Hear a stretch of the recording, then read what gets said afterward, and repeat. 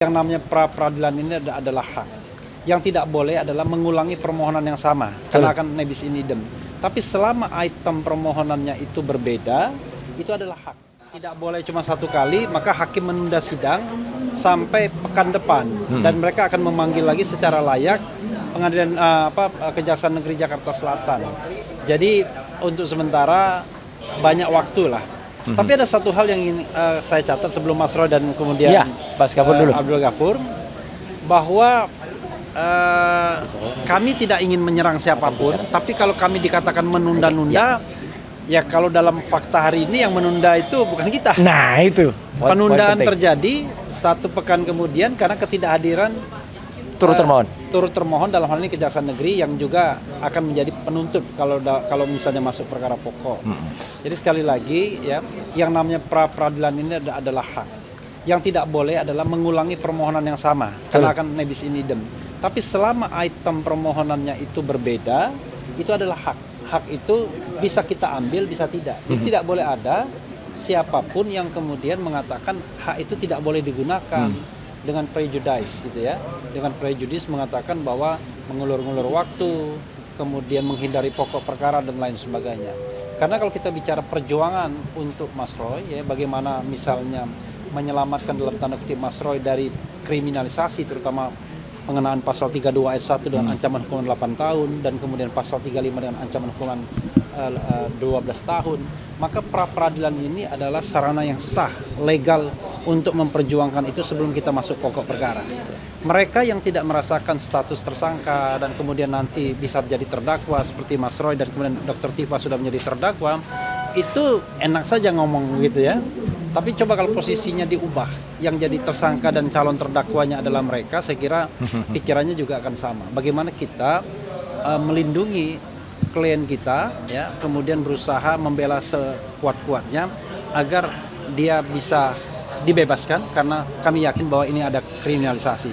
Soal pembuktian ijazah along with, bersamaan. Kalau soalnya nanti masuk pokok perkara, ya kita harapkan juga ada sikap gentleman dari Jokowi untuk hadir di persidangan dan kemudian sama-sama membuktikan dalam tanda kutip. Mas Roy membuktikan bahwa ijazah itu memang palsu sesuai dengan keyakinan dia dan penelitian dia, subject to pastinya. Kemudian dia juga mau dan berani menunjukkan bahwa memang ada ijazah S1-nya. Walaupun saya baru aja mendengar tuh ada orang yang bercerita pada saya yang wah ini bagus juga ceritanya, yang makin menambah keyakinan kita bahwa there must be something wrong dengan Solo. Begitu ya. Oke. Ya, silakan siapa dulu? Mas. Oh, ayah dulu. Ya, silakan Bu Ayah. Ibu Soraya. Assalamualaikum warahmatullahi wabarakatuh. Waalaikumsalam warahmatullahi wabarakatuh. Terima kasih hari ini rekan-rekan semua, pers, teman-teman YouTuber semua sudah membersamai kita semua. Dan saya selaku salah satu tim advokasi mengucapkan terima kasih atas kebersamaannya, atas perjuangannya, dan semoga semangat perjuangan ini terus berkibar ya Mas Roy ya, buat kita semua. Dan betul tadi apa bilang rekan kita bahwa hari ini tertunda, nanti akan dilanjutkan dan kita masih terus akan berjuang dan tidak pernah putus semangat juang kita ya Mas Roy ya. Selalu. Yang pasti untuk hari ini agenda kita memang tertunda. Dan nanti kita akan lanjutkan lagi. Siap. Terima kasih Mas. Terima kasih Bu Soraya. Mas Gafur. Mas Yasena dulu. Yasena dulu. Ya, ini. Dipanggil Mas kayaknya nggak cocok. Oh iya, besar ini kayaknya. Memang orang besar sulit. Iya. Baik, assalamualaikum warahmatullahi wabarakatuh. Waalaikumsalam. Kami dengan penuh semangat ya hari ini untuk melaksanakan Prapid ketiga terkait dengan masalah rehabilitasi yang ada kaitannya dengan Prapid pertama. Ya, Prapid pertama alhamdulillah Allah melindungi bersama kita. Dan itu juga ada putusan hakim yang mengatakan 14 hari setelah putusan ini silahkan ajukan untuk Prapid. Kami lakukan hari ini ya. Jadwalnya tadinya tanggal 28, hari Minggu depan, hari Selasa. Nah, ternyata maju ya menjadi hari ini hari Rabu ya. Alhamdulillah kami hadir, dari pihak termohon juga hadir lengkap. Nah, kami udah siapkan semua berkas. Oh, dengan penuh semangat. Ini kita udah waduh luar biasa lah ya. Udah begitu duduk kita siapkan berkas, legal standing kita kasihkan semuanya. Kata Pak Hakimnya, oh itu legal standingnya sama ya seperti ya siap sama yang mulia. Dari sebelah juga termohon siap sama.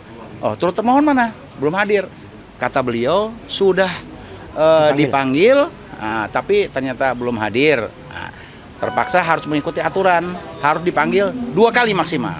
Kalau sudah dipanggil 2 kali maksimal, ya berarti dianggap lewat, kan gitu. Berarti sidang akan dilaksanakan. Dianggap yang bersangkutan hadir, seperti itu aturannya, ya. Dan alhamdulillah sekarang ya jangan sampai ada bunyi ngulur-ngulur waktu lagi, nggak ada. Siapa yang ya, ngulur waktu? kita nggak ngulur-ngulur waktu, kita laksanakan sesuai dengan KUHP. Ya, aturan mainnya seperti itu. Mungkin itu tambahan dari saya karena tidak ada yang perlu disampaikan karena ketuk palunya seperti itu tadi, ya. Ya, mohon dukungannya, mohon doanya, semoga kebenaran itu tetap di atas segalanya. Amin. Terima kasih. Assalamualaikum warahmatullahi wabarakatuh. Yuk. Oke. Sebelum Mas Roy ya. Ya. Terima kasih rekan-rekan media bahwa hari ini kami lagi-lagi menggunakan hak hukum kami sebagai tersangka ya. Jadi kalau ada yang mau mengatakan bahwa Mas Roy ini sudah statusnya sebagai terdakwa dan kami selalu men-challenge mana pihak yang mengatakan Mas Roy sebagai terdakwa berarti belum memahami KUHP dengan sebenar-benarnya gitu. Mas Roy ini statusnya masih sebagai tersangka.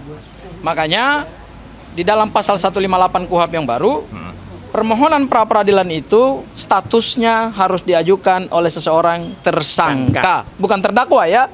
Nah, karena Mas Roy ini masih menjadi tersangka, maka kami menggunakan hak hukum kami, yaitu apa? Mengajukan permohonan pra-peradilan untuk yang ketiga. Ketiganya berkenaan dengan apa? Berkenaan dengan pelaksanaan putusan pra-peradilan yang pertama, yaitu adanya pertimbangan hakim tunggal pra-peradilan di dalam rasio desiden di putusannya bahwa terhadap permohonan ganti kerugian maupun rehabilitasi akibat kesewenang-wenangan penyidik dalam melakukan penangkapan dan penahanan, monggo dimohonkan pada permohonan pra-peradilan yang lain dengan tenggang waktu tidak boleh melebihi 14 hari. Dan kami hari ini melaksanakan putusan hakim. Jadi kami datang ke Pengadilan Negeri Jakarta Selatan hari ini bukan lagi-lagi ingin menunda persidangan ya, bukan. Karena kalau kami tidak melaksanakan putusan hakim, kami juga nggak patuh juga terhadap hukum gitu ya. Jadi ini tidak ada urusannya dengan framing di luar bahwa ini menunda-nunda persidangan, tetapi kami melaksanakan putusan hakim. Karena putusan hakim itu asasnya adalah res judicata pro varietate habetur, yaitu putusan itu dianggap sah dan benar sepanjang belum dibatalkan. Karena putusan pra-peradilan ciri khasnya tidak ada upaya banding dan kasasi dan tidak bisa dibatalkan oleh pengadilan di atasnya sehingga sifatnya adalah final and binding. Ya, terakhir dan mengikat dan kami laksanakan itu. Hal yang kedua, kami memohonkan ganti kerugian. Ya. Kami memohonkan ganti kerugian dan saya kira teman-teman juga sudah tahu berapa nilainya gitu ya. Dan kami merumuskan nilai ganti kerugian itu para awak media itu berdasarkan aturan perundang-undangan. Bukan berdasarkan kemauan kami sendiri gitu. Karena tidak bisa juga kami memohonkan ganti kerugian misalnya 0 rupiah atau 1 rupiah atau 100 rupiah atau 1000 rupiah atau 10.000 rupiah. Itu samanya kan kami menghina pengadilan. Kenapa? Karena persidangan ini dilaksanakan dengan uang negara selama 1 minggu ya 7 hari dan telah ditunjuk hakimnya, telah ditunjuk panitranya. Masa hanya untuk permohonan 1.000 rupiah atau 10.000 rupiah atau 100.000 rupiah harus dilaksanakan pengadilan yang mahal seperti ini gitu.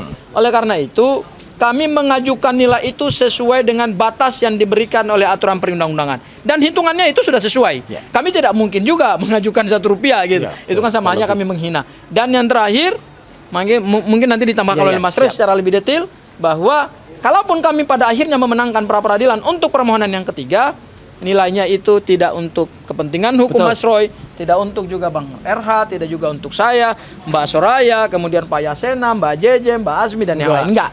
Kami akan menggunakan itu untuk kepada pihak-pihak yang berhak menerima. Anggaplah itu semacam ya mungkin sedekah.